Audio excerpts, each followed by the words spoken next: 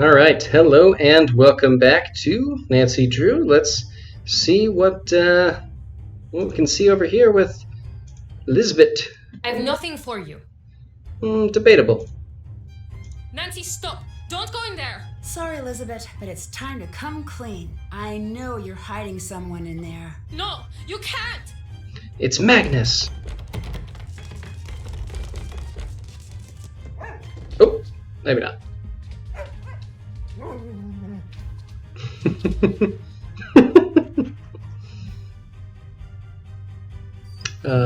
Hello. So much for finding Magnus, I guess. You thought I was hiding Magnus. You have to admit, it was really suspicious. Sorry I pinned you wrong, though. I guess it was a little strange. So I have to ask the obvious.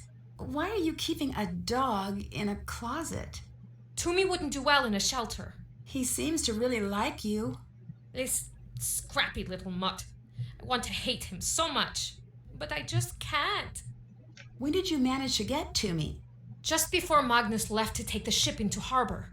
That's why I wasn't at the festival. Hang on. So you knew Magnus was going to go missing? No, but I knew he'd notice if Toomey did. And then maybe he'd have to come looking for me for once. That may not be a healthy way to handle this. That's probably true. Let's not address that at this point. In the meantime, Toomey's probably happiest with someone he knows nearby. I hope so too. I shouldn't have taken Toomey. That was wrong. But now that he's here, I'm going to take good care of him. Listen, Nancy, just a little while ago, I realized something. When you told me my family's song sounded like a love song, that's because it is a love song. It's a love song for my family's heritage. The treasure. So, the purpose of the song was to make sure only Captain Lawrence's descendant could find that treasure. Here. Have this. I've never shown these to anyone. Maybe they've been the key all along. I trust you to find out the truth, Nancy. These appear to be the notes of the song. Bring Magnus home. And let's see, does she have anything else to say? Hey, Nancy. So, if you're not the one responsible for all this, why were you pushing that sled? Toomey's toys. I didn't want to leave him alone in a closet without his things. The fact that I can't even kidnap a dog successfully should tell you something about my ability to make a person disappear. Goodbye. Bye now. Fair enough. Let's investigate the closet itself. And inside we see some random items, but also this rawhide bone, which should sound a little familiar. Cute. My doggy at home has one of these. Pretty clever hiding place. So let's take the tiny key that we found, that I believe Dagny was storing, if I remember correctly where we got it from. Open this up, and we found a note hidden inside from Magnus, which we can read here. The clues Lawrence left behind have confirmed that the treasure is not on the ship. He evidently suspected that the town would eventually turn against him and decided to hide the treasure elsewhere. I've been able to recreate the first steps and cleared the caves. And clearly the caves run deeper than we realized. There must be more pages from Lawrence's journal that will reveal the final steps to take. Enter the caves, turn right at the red pumice stones, walk forward to the high ledge with red stone, climbing up and over, blah, blah, blah. These are directions that we'll use later. Go up, turn right, the cluster of 5 stalagmites, and continue forward to a large cavern. We will keep that in mind for later. In the meantime, we have a few things to do here. One, we're going to take this lion token, and assuming I'm facing the right direction, we are going to use it up here and finally be able to address this weird little puzzle behind the lion's head. I bet I can use Dagny's token to rotate these. Let's get them all facing right side up. This is probably my least favorite puzzle, or at least among the least favorites, because it really just seems more random chance than anything. You're basically like playing a game of Plinko, and I'm sure there's actually a pattern. But it's difficult to tell what the pattern is, really. And it seems to be random where they coins fall, whether they travel straight, down, etc. But let's keep going for now and see if we can't get them all upright. Sometimes they'll turn, sometimes they won't. Let's see. And so this time they're both down. So let's see if it goes to the right this time. Maybe the coin always goes where the head is looking. So in this case, it should go to the right and to the, well, all right. So maybe that's the puzzle. So if we go here, it should hit this one and then this one, I think. All right, so let's go here to flip this guy up. And then if we go here, we should actually end up flipping that one back over, unfortunately. Or not. I don't know what I'm doing. Come here? Yeah. All right, let's see. I end up being a lot more random with this one than I like to be. This should go here and then here, I think. Okay. So, not quite there. This will point us that way and flip that. And then this one, which isn't quite what we're looking for. So have that flipped over. And then we need this guy flipped. So maybe we can go here. That's not what I wanted to have happen. That's okay. That'll flip those two.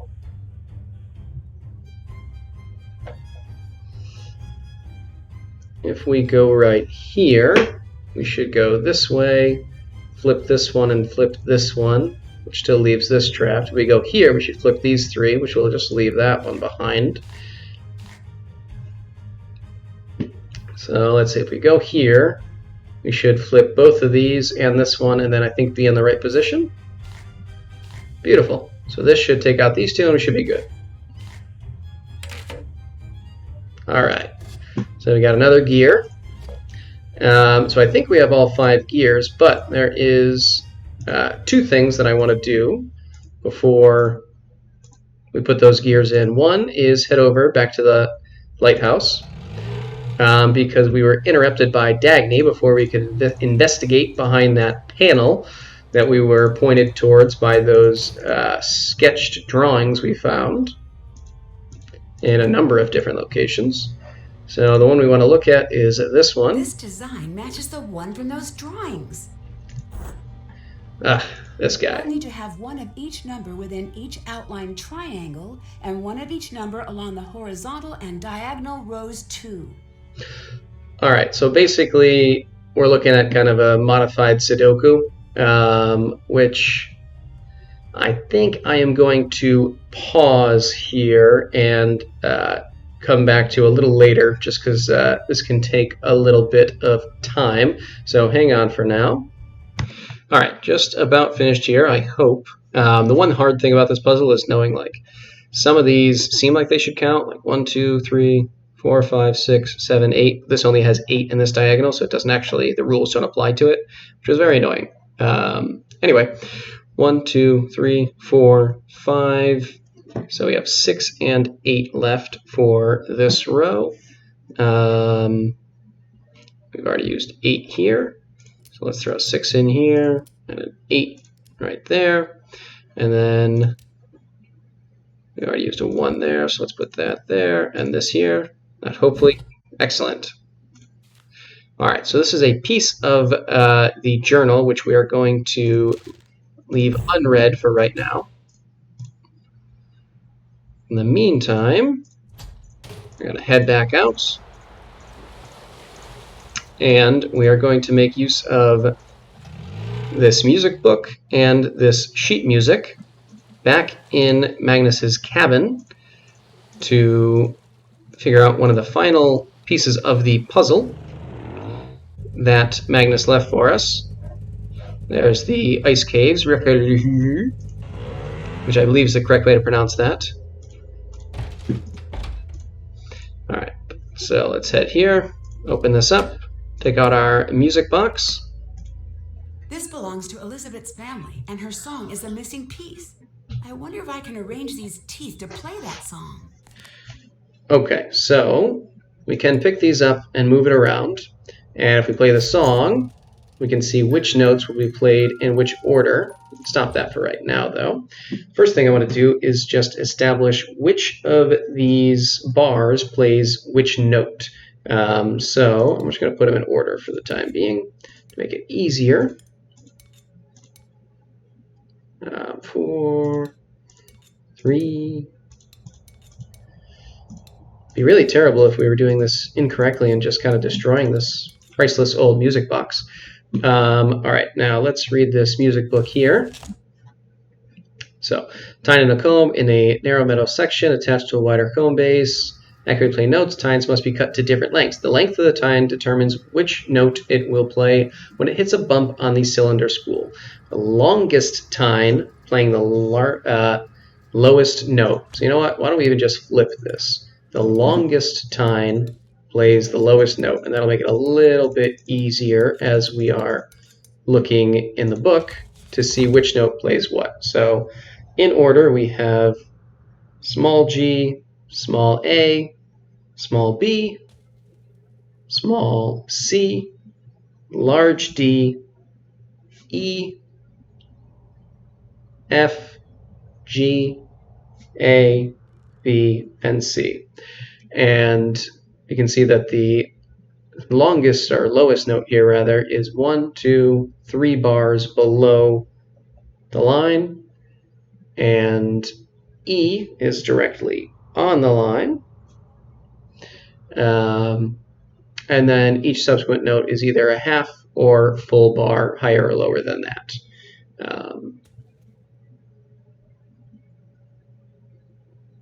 Actually, I guess I should say this is minus 2.5. All right, so let's see what we can do with our, oops, no, where's the song?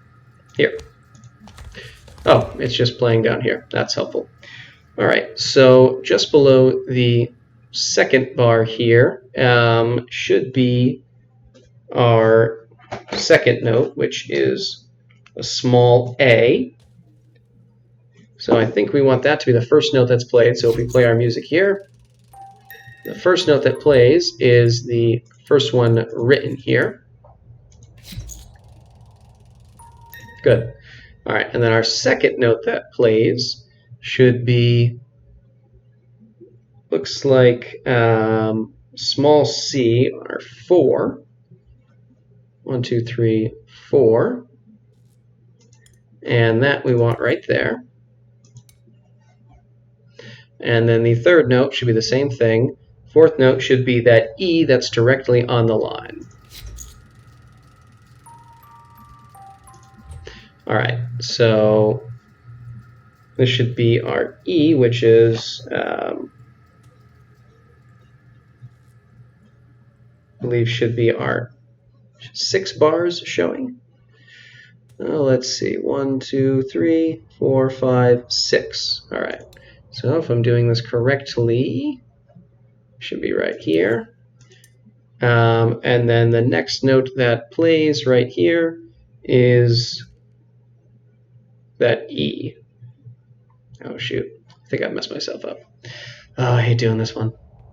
All right, let's start over.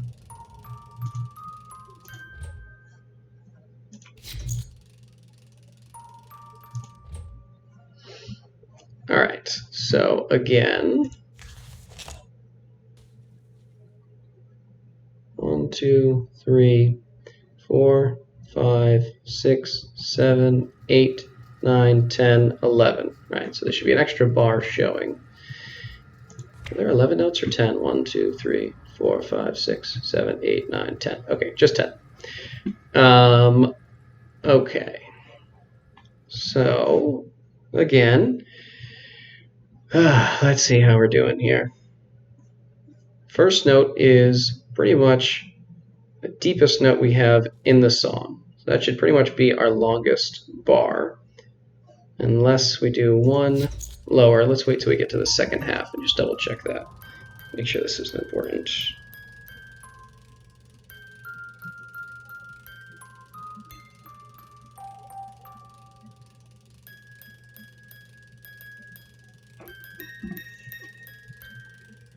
Alright, so we do go... No. Alright, tell you what, I'm going to pause here for a minute and then just get a little bit more acquainted with this. It's been a little while since I've done it, so hang on one sec. Okay, I think we should just about have it here. There might be one switch we have to make. We'll just have to wait till the second half of the song till we hit this real high note here.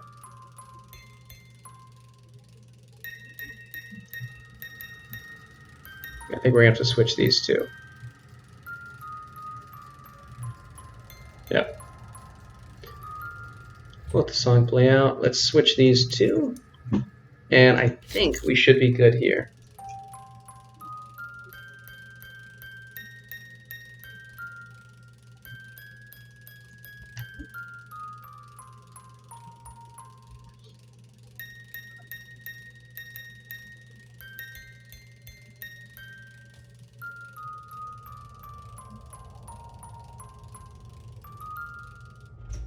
Yes.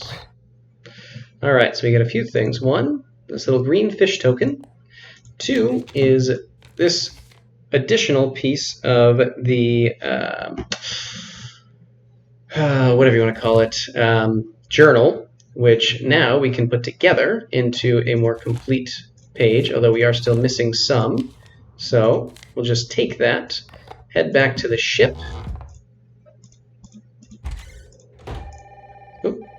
Oh, good. I bet it's Ned again. So, funny story for you. I was looking over my luggage recently and noticed something was missing from my bag. And then I started to think, gee, who would get their sticky little thief fingers all over my stuff? Oh, that's interesting. Oops. I knew it couldn't have possibly been you, Nancy Drew. Anyways, bye now. Sorry, Dagny. Hopefully she'll get over it. Okay, so to the ship. That's the ship alarm. Oh no. What's happening? We don't need to see anything in here anymore. Let's check up here. Turn off the alarm.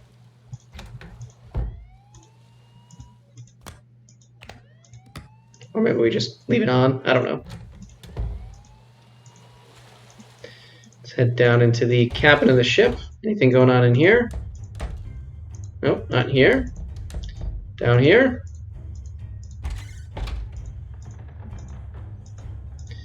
Well, I don't know why the ship alarm's on, but everything seems to be in order. Let's put these pieces in here.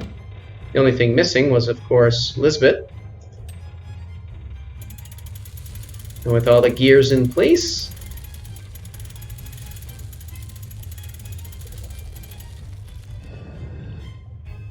creepy. This looks ancient. It must be from the original captain. Let's see what we find. I need to get this sliding shape over to that treasure marking. So this is the little fish that we just found. And yeah, we have to move it around using this, and it will change color or shape if we cross over one of those pieces. And these will only open if you're the correct shape and color or shape, depending on which one it is. So the first thing we want to do is get over to kind of the left side. So let's start by becoming a jellyfish, a blue jellyfish at that, and then that didn't help much. Oh wait, yes it did. Let's become red, and then as a jellyfish we can move forward. Let's be a green crab, go through here. Can become a turtle and go down there, which I don't think I want to do just yet, so let's go across. Let's again be a jellyfish, come down here. We want to get over to this side. Ultimately, what we're trying to get to is back to this X, essentially. And there's a few ways to do that. If you look, from the end, but one of them looks like to be a jellyfish that's red, maybe. but we'll have to see what we can do. Maybe a blue star could get down here. So let's see how we can make that happen. Let's see, as a jellyfish we can get over to here. Let's try being a blue star for a second. So we can go up here. We can't go anywhere as a star, but maybe as a fish. Okay, blue we can move over. Can become a star again. Let's see what that does for us. So if we move right, we'll end up being trapped here. Have to become a jellyfish again, which we've already been, and that didn't help us. We could go down, come across here, over to here, down here. We become a red star here. Can become blue again, and that should get us the end. So let's see if that works.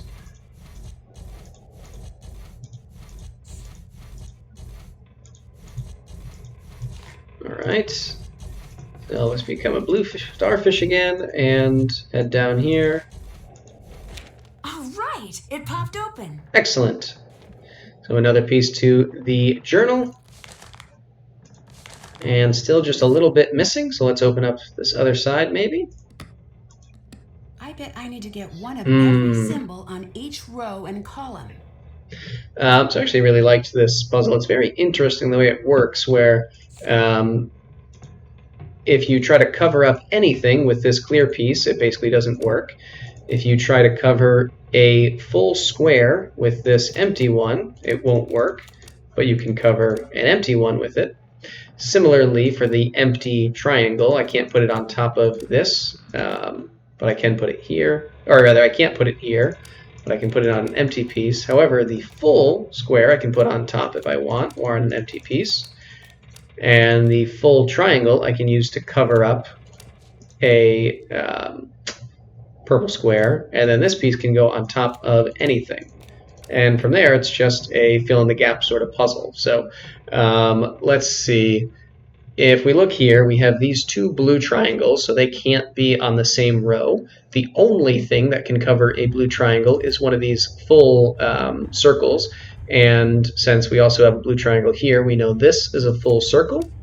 And since nothing can go on top of full blue triangles other than full circles, which we can't have here and here, we can put this here.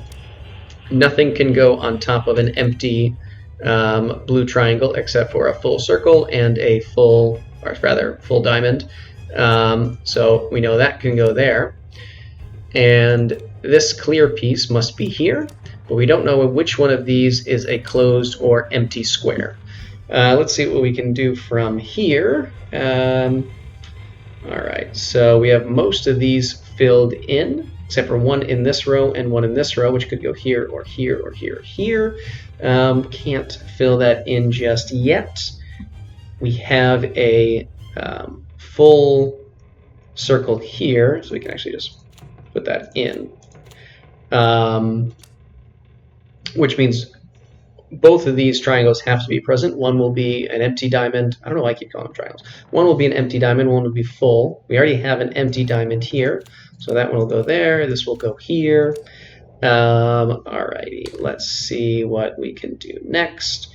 So we already have all of our triangles filled in here. So this has to either be, and this square. So this is either an empty piece or an empty square. Hard to say yet.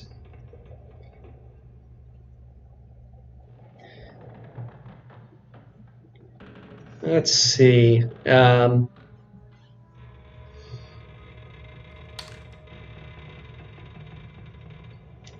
Okay, so one of these is an empty square and the other is a full square. And this piece here really could be anything at this point.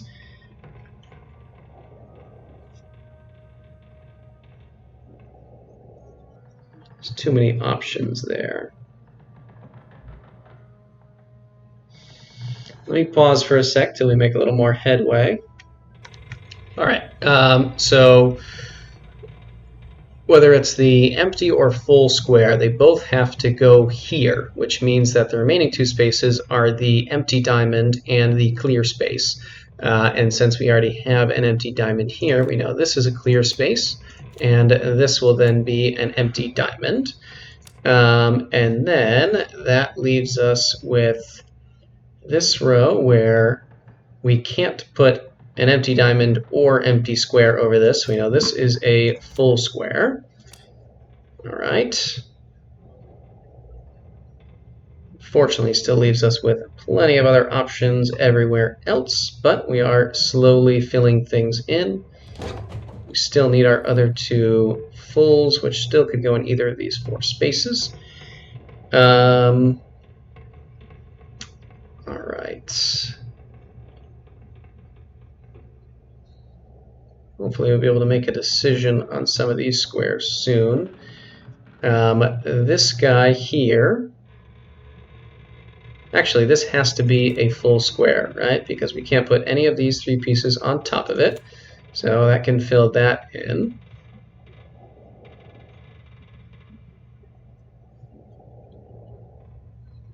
Which is the first one we've gotten in this row. Now this could be either empty, empty, or empty. We've already used our diamond, so it'll be one of these 2 up here.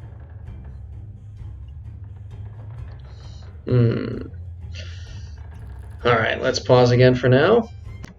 Alright, it's going to be quite a few steps for this one. So, first of all, we can see that full circle, and empty triangle are already used here. So we're only left with empty square, and full diamond for this square right here. And since the full circle has already been used in all 3 of these rows, more importantly these 2 rows, we know that these 2 here have to be, in whichever order, the full square and the full diamond, whichever one it is. Which means that the only thing we're left with here is the empty square for this one. And then since we've already used the full triangle here, we know that this becomes the full square, this becomes the empty square, and now we're full up here. Okay, so then from there we can fill in this full triangle since the entire row is all filled up. And we are definitely narrowing things down. Let's see, this piece, 1, 2, we have the full square, left, or the empty space, right? So we've already used, oh, it could be the empty triangle as well, or empty diamond.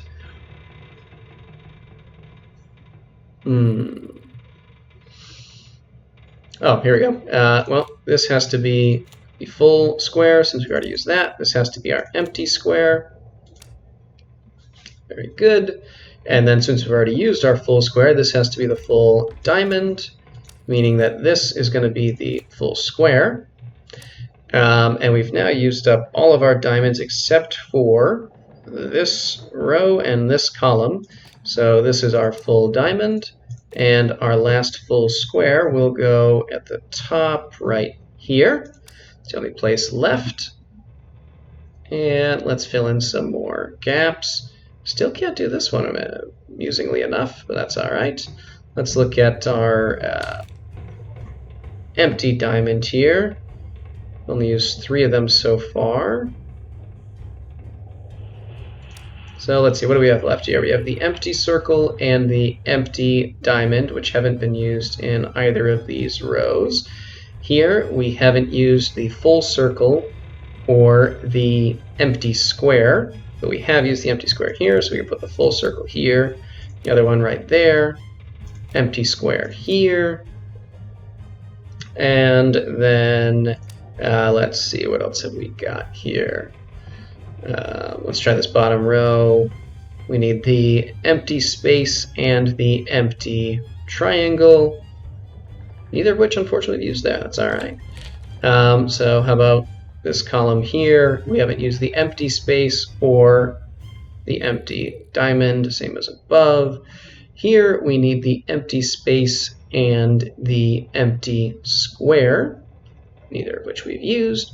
Here we need the empty space and the empty triangle, which we can use. So, okay, empty space there, empty triangle here, and that leaves us with our empty square here and empty space here, as well as up here.